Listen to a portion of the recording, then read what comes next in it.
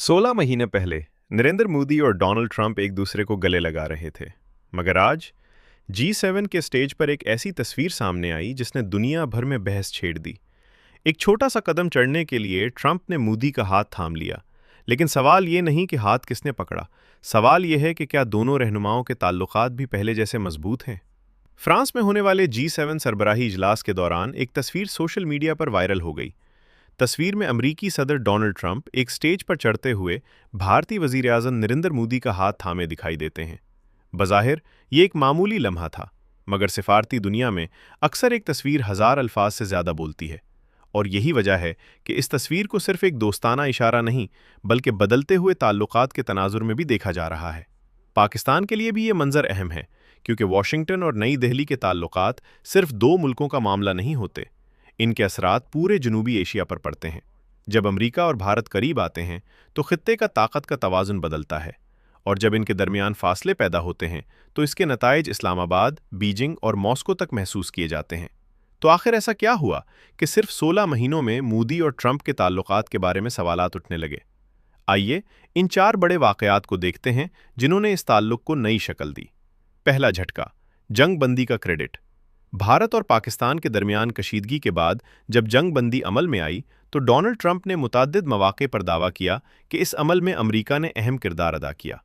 भारत ने इस मौक़िफ़ से खुलकर इत्तेफाक नहीं किया। नई दिल्ली मुसलसल ये मौक़िफ़ दोहराता रहा कि अपने सिक्योरिटी फैसले वो खुद करता है। ये इख्तिलाफ दोनों में वाज़े नज़र आया।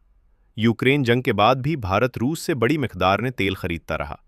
इसी दौरान वाशिंगटन और नई दिल्ली के दरमियान तिजारती इख्तिलाफ़ात बढ़ने लगे। भारत ने अपने तवानाई मफादात का दिफा किया, जबकि अमरीकी हलकों में रूस के साथ बढ़ते मुआशी रवाबित पर सवालात उठाए गए। ये मामला दोनों मुल्कों के दरमियान एक अहम सिफारती तनाव का सबब बना। ट्रंप की नई पॉलिसियों ने बाज़ भारतीय मुबस्सिरीन को हैरान किया।